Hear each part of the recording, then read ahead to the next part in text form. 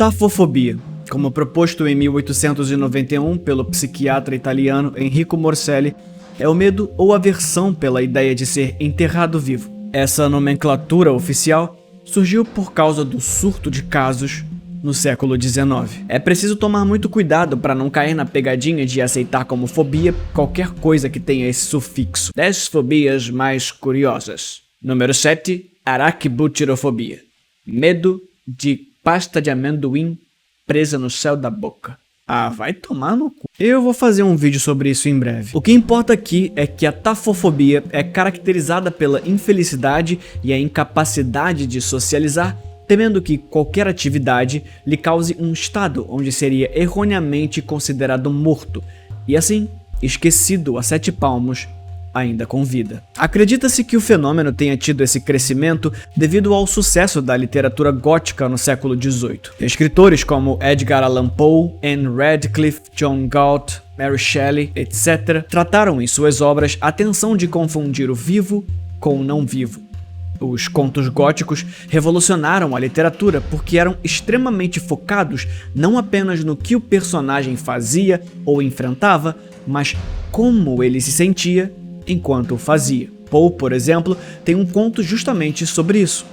Em O Enterro Prematuro, o escritor, pai dos góticos, conta em primeira pessoa o relato aterrorizado de um homem que acordou apenas para descobrir estar vivendo o seu pior pesadelo. O tema causava tantos arrepios ao público que outros escritores decidiram trazê-lo para suas obras. Assim, o medo coletivo se instaurou. Mas é importante lembrar que a literatura gótica se tornou uma obsessão entre o público leitor no século XIX, período em que o mundo passava por uma pandemia com pelo menos 6 surtos de cólera. A pessoa vítima da doença fica com o corpo semelhante ao de um cadáver. A pele ganha um tom azulado. A desidratação faz com que os olhos afundem nas órbitas. A pele resseca e se enruga. Tendo isso em mente, fica óbvio fazer a relação de onde foi tirada a inspiração para tratar do medo de ser confundido com um cadáver na ficção. Era um ciclo que se retroalimentava. Apesar de a tafofobia ser considerada um tipo de transtorno de ansiedade social, uma vez que incapacita o portador a ter uma vida saudável e social, o próprio Morselli entendeu que estava tratando de um fenômeno com características o suficiente para enxergá-lo como único. A literatura gótica da época mudou a forma como as pessoas percebiam o medo e clamavam por nomenclaturas que representassem e expressassem o medo destacado. O termo fobia ou ansiedade já não era suficiente. Precisava ter um nome para cada. Mas será que esse surto coletivo acerca do sepultamento prematuro é justificado? Existem casos o suficiente para tornar essa fobia uma preocupação real? Vamos falar de alguns casos reais de pessoas que foram enterradas vivas.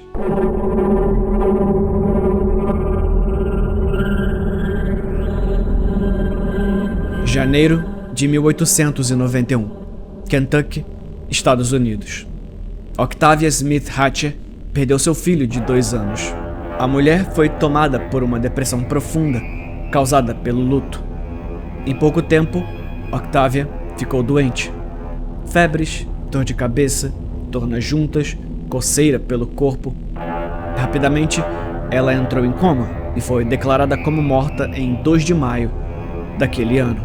O problema é que nos dias que se seguiram, várias outras pessoas começaram a entrar em estado de coma, exatamente como Octavia. Acredita-se que uma infestação de moscas tsetse tenha causado o surto. O inseto contamina suas vítimas com trypanosomíase africana, uma doença infecciosa que culmina num estado de catatonia. As outras vítimas da doença entravam em coma, mas acabavam por acordar depois do tratamento.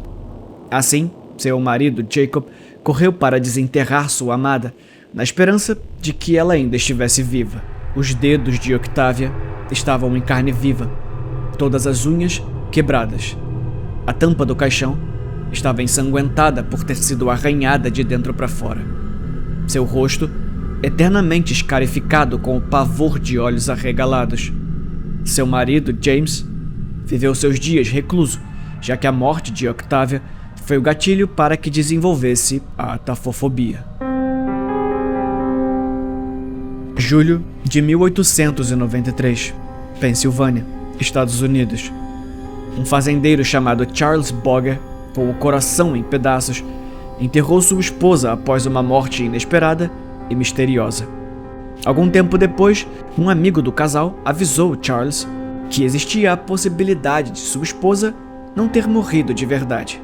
Afinal, ela sofria de histeria antes de conhecê-lo. Histeria era um termo genérico para se referir a qualquer comportamento antissocial vindo de mulheres na época. Clica aqui no card que tem um vídeo onde eu falo sobre a origem da palavra histeria e muitas outras. No final das contas, a mulher tinha algum transtorno que lhe deixava incapaz de se movimentar. É um estado que poderia ser confundido com a morte. O Sr. Boger reuniu alguns amigos para ajudá-lo a exumar o corpo. Era a única forma de dormir em paz e resolver o mistério. Quando abriram a tampa do caixão, encontraram um corpo de bruços, as pontas dos dedos completamente comidas por uma mulher em desespero. O vidro da tampa se quebrou, cortando todo o seu rosto. Janeiro de 2011, Rússia. Eis aqui um caso que beira o ridículo. Um homem extremamente supersticioso decidiu seguir uma estranha moda da Rússia na época. Ele decidiu que se ficasse enterrado por 24 horas, teria sorte a vida toda. Com a ajuda de um amigo, eles compraram o caixão e fizeram a cova.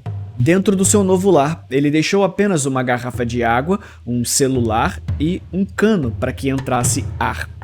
Assim, ele se enterrou e o amigo foi para casa com a promessa de desenterrá-lo no dia seguinte.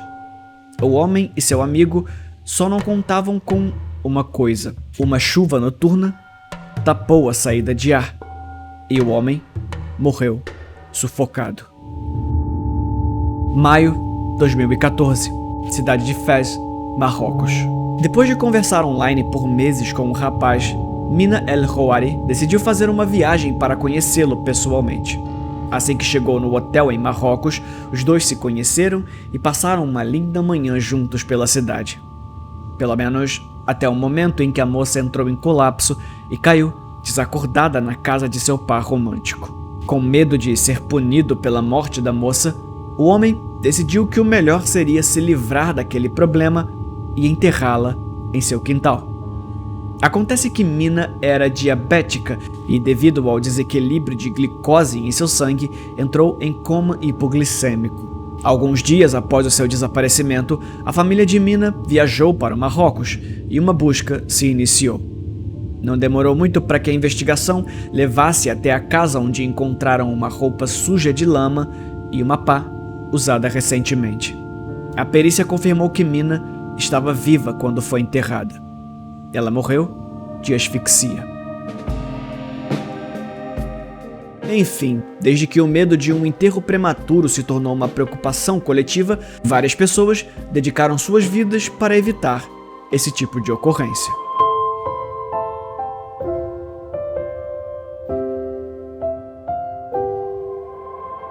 Na Roma Antiga, existia um ritual chamado conclamatio, onde familiares se reuniam ao redor do ente morto e chamavam pelo seu nome, várias e várias vezes antes de enterrar. A palavra funeral vem do latim e o ritual, assim como o conclamatio, vem da ideia de chamar pelo falecido e observar o seu corpo para ter a certeza de que ele se foi e não pertence mais ao nosso mundo. Todos esses são métodos que nós desenvolvemos enquanto sociedade para garantir que a transição do mundo dos vivos para o dos mortos seja feita da maneira correta.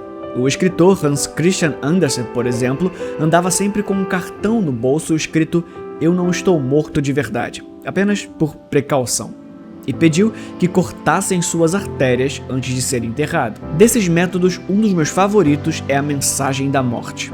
No século XVIII, na Inglaterra, para garantir que o indivíduo estava morto de verdade, seu corpo era colocado ao ar livre. Então, pegavam um painel de vidro onde escreviam "Eu estou morto", usando nitrato de prata. A mensagem não ficava visível até que o corpo começasse a entrar em estado de putrefação, gerando sulfeto de hidrogênio, que então reagia com o nitrato de prata, deixando a mensagem visível.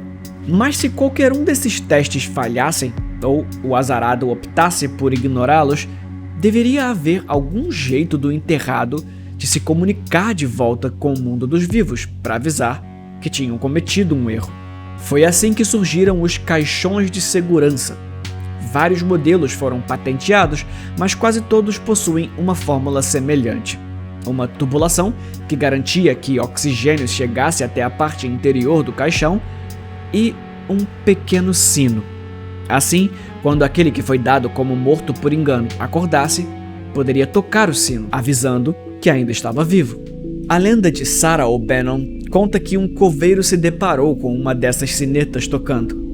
Ele então se aproximou do cano e perguntou se era realmente Sarah O'Bannon, que tinha morrido em 20 de fevereiro de 1857. A mulher lá embaixo respondeu que sim, e pediu para ser libertada. Ao que o coveiro rapidamente cortou o fio do sino e jogou uma pá de terra no cano. "Estamos em agosto, madame", ele disse. "Já faz 7 meses. Seja lá o que estiver aí embaixo, com certeza não está vivo. E não vai subir de volta." Mas isso é apenas uma lenda. Na vida real, alguns desses aparatos eram alugados, de forma que a família enterrava o seu ente querido em um dos caixões de segurança e, quando tempo suficiente tivesse passado para garantir que ninguém vivo retornaria de lá, eles desenterravam e transferiam o corpo para uma cova comum, dando lugar para outro morto passar pelo teste. Não existem muitos registros desses aparatos terem funcionado e alguém ter sido desenterrado ainda com vida, salvo pelo gongo. Aliás, alguns linguistas propõem que a expressão teria originado daí, mas a versão mais aceita está relacionada ao box e o soar do gongo que encerra a luta. De qualquer forma, atualmente você não vai encontrar esse tipo de maquinário para pedir que te enterrem em um deles. Então, o que você deveria fazer se fosse enterrado vivo? De verdade.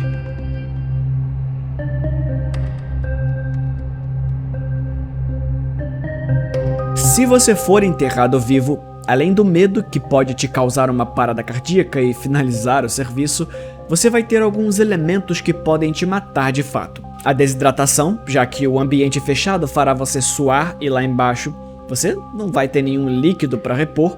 A inanição, afinal, esquecido embaixo da terra, você nunca mais vai ter uma forma de se alimentar. Hipotermia ou hipertermia, dependendo de onde você foi enterrado, já que a temperatura dentro de um caixão seria impossível de controlar, mas principalmente a asfixia, uma vez que você vai estar preso embaixo do chão, em um caixão vedado, sem a possibilidade de receber oxigênio. Se você for enterrado vivo, o que é uma possibilidade bem baixa, você provavelmente não vai ser resgatado. Mas não se preocupe, não vai durar muito. No entanto, de qualquer forma, eu recomendo você não se desesperar. Se acordar com movimentos limitados dentro de uma caixa enterrada, o seu corpo se debatendo vai demandar muito mais oxigênio do que você tem disponível lá dentro. As medidas costumam variar dependendo de qual a funerária a sua família escolheu antecipadamente, mas um caixão pode ter em média 2,10 metros de comprimento por 70 centímetros de largura por uns 60 de profundidade. Isso dá mais ou menos 886 litros de ar para respirar. Mas o ar aí dentro divide espaço com você, que ocupa em média 66 litros de volume, o que te deixa com 820 litros para respirar. Um ser humano comum consome em média 11 mil litros de oxigênio por dia, o que dá uns 7 litros por minuto. Se você entrar em pânico e hiperventilar, o consumo pode subir para 90 litros por minuto. Ou seja, com calma você sobreviveria umas 2 horas enterrado. Mas se você consumir o oxigênio rápido demais, vai conseguir respirar por menos de meia hora.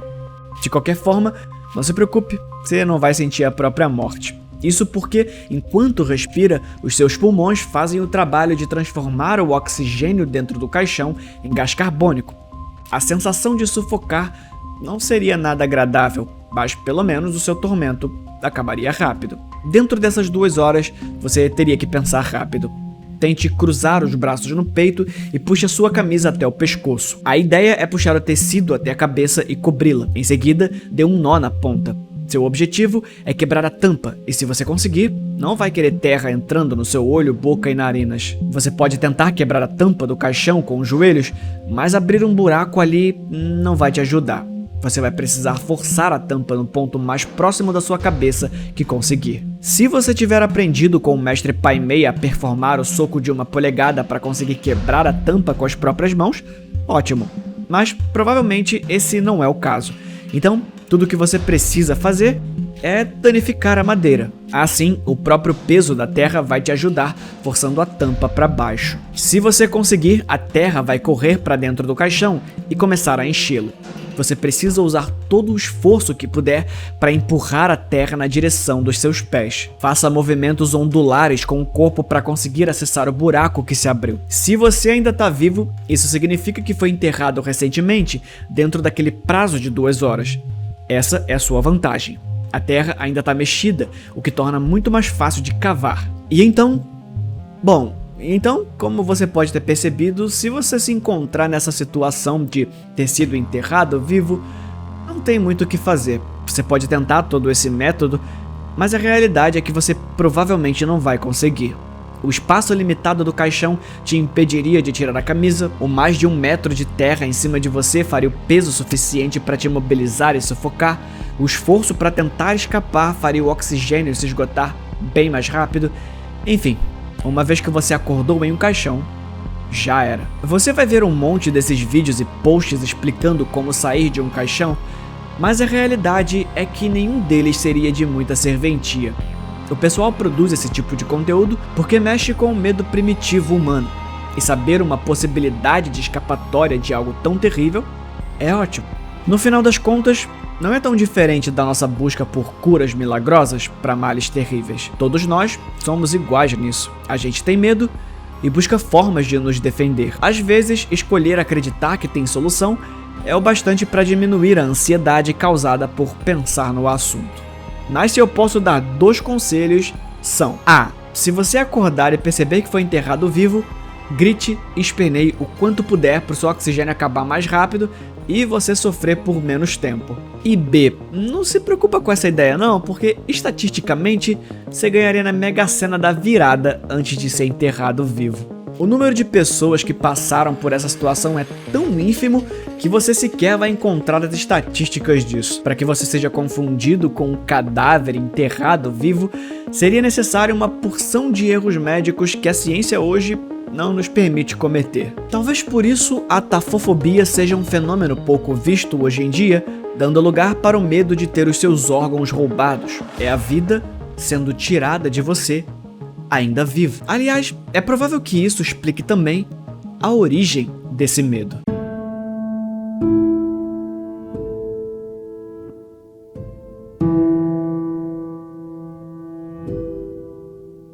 A tafofobia, como eu disse lá no início, não se trata de um incômodo com a ideia.